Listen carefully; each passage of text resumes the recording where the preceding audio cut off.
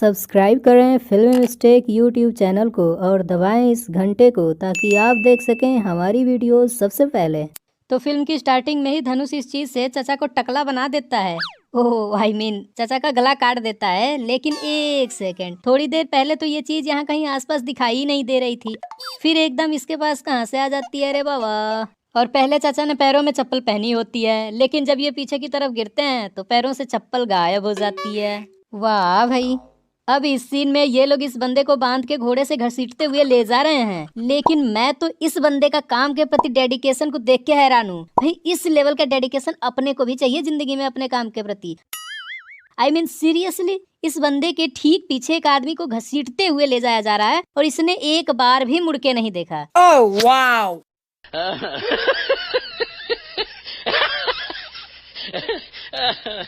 और ये क्या है? सीरियसली, इसने खुद रस्सी को अपने हाथों से पकड़ा हुआ है।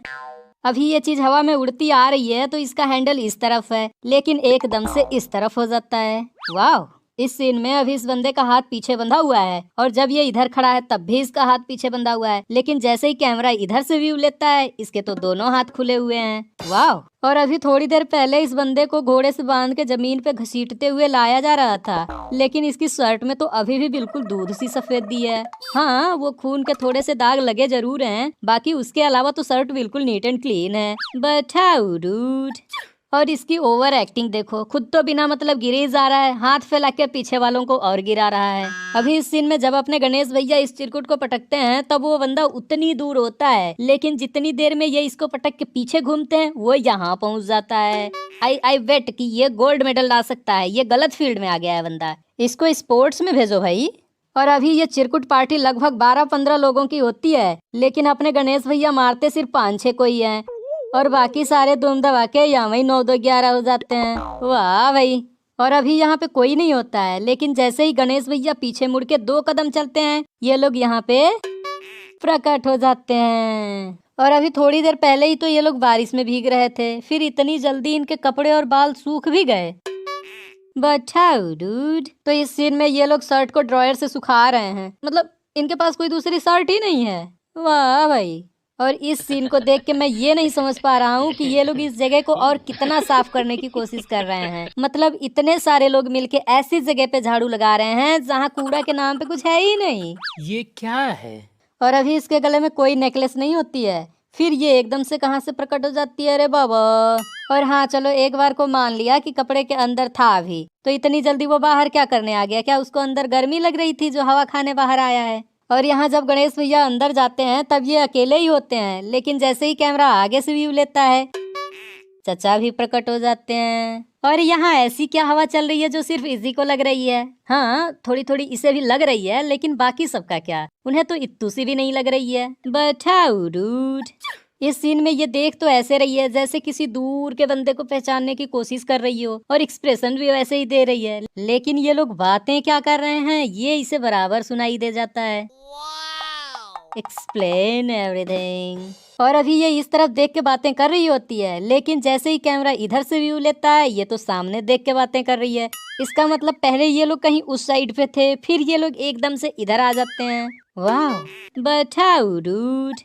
इस सीन में जब ये फोन को पटकता है तो फोन यहाँ पे गिरता है और इसकी बैटरी और बैक कवर उड़ के उधर चले जाते हैं, लेकिन जब गणेश भैया फोन को उठाने के लिए झुकते हैं तब तो ये बैटरी फोन के साथ ही पड़ी होती है और सिर्फ बैक कवर ही उधर पड़ा होता है।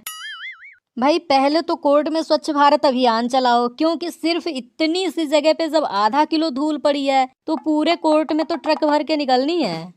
और ये पार्टी में इतने सारे लोगों के बीच एक आदमी को इसने कम कर दिया और किसी को इस बात की कोई परवाह ही नहीं है। वाह भाई। भाई कम से कम उसको तो ढूंढना ही चाहिए जिसका ये आदमी है। ओह जिसके लिए ये काम करता है। मुर्गी कब अंडा देगी, कहाँ देगी, सब पता है। उसको उबाला जाएगा या तला जाएगा या फिर ऑमलेट बनेगा, सब जानता हूँ। आप आइए। भाई कैसे नहीं पता रहेगा इसे अंडे और ऑमलेट्स के बारे में, क्योंकि मंदिर के बाद ये पार्ट टाइम में यही तो करता है, उधर नुक्कड़ पे जाके ठेला लगाता है। ये लोग ब्लास्ट के काफी बाद आते हैं, वो भी ये लोग गाड़ियों से आ रहे हैं, तो फिर इन बसों के नीचे पटाखे किसने लगा दिए रे बाबा? और इसको कैसे पता चल जाता है कि गणा यहीं पे है, जो ये सीधा भगी भगी भगी भगी भगी भगी यहीं पे पहुंच जाती है। ओह ये 4 दिन से भाग रही है तो इतना तो भगाना बनता है। और अभी इसके गले पर कोई ब्लड नहीं होता है, लेकिन 1 सेकंड में इतना खून इसके गले पे आ जाता है। इसका मतलब काफी तेज खून बह रहा है। तो इस हिसाब से तो ये ज्यादा से ज्यादा 5 से 10 मिनट तक जिंदा रह सकती है। Nope.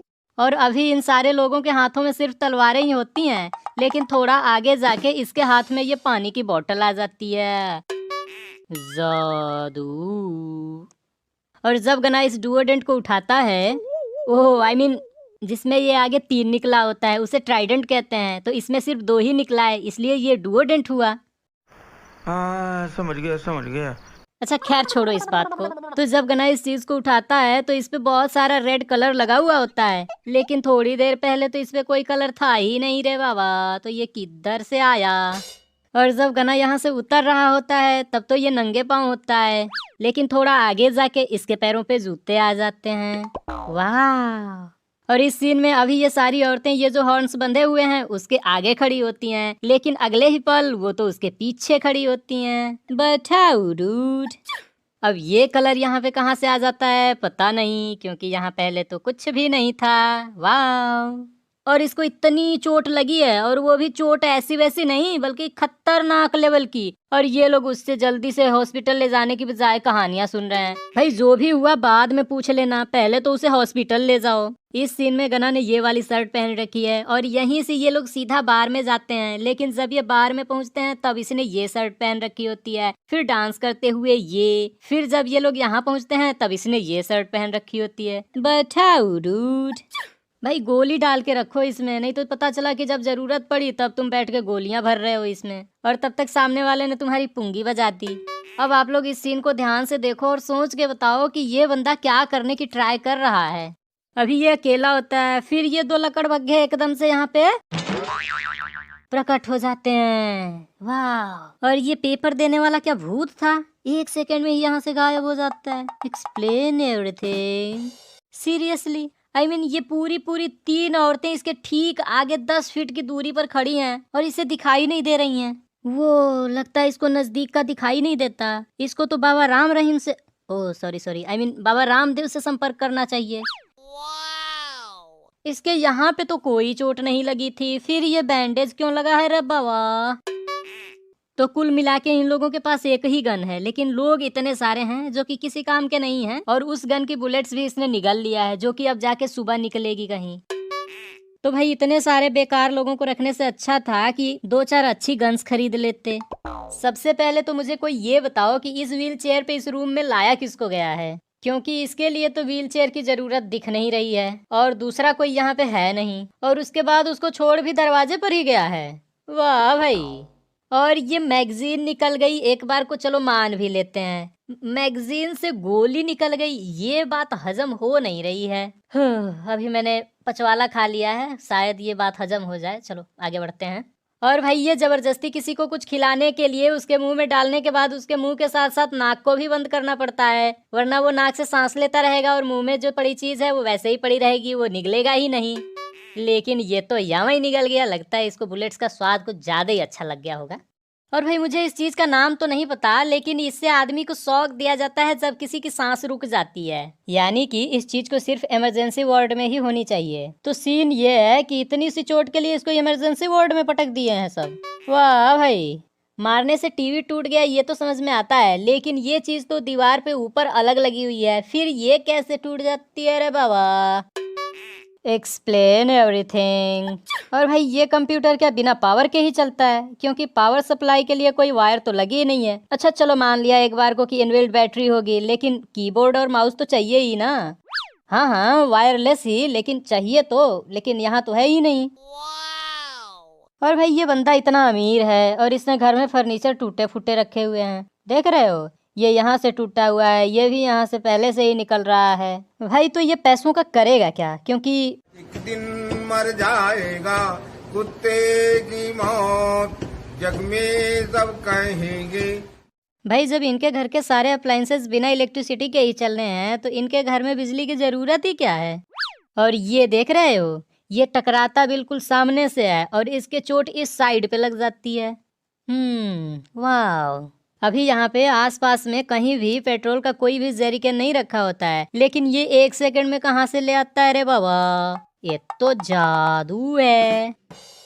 ये यहाँ पे आके इतने सारे पुलिस वालों के बीच डीजीपी को गोलियां मार देता है। और इन लोगों की हरकतें देखो, अबे भाई क्या कर रहे हो, गोली चलाओ। जब ये कांच यहाँ पे पड़ा होता है तब इसके पीछे वाला हिस्सा भी नुकीला होता है, लेकिन गना जब इस बंदे को इसी कांच से मार करके इस दूसरे वाले को मारने जाता है तब तो इस कांच के पीछे वाला हिस्सा बिल्कुल बराबर होता है। बताओ डूड।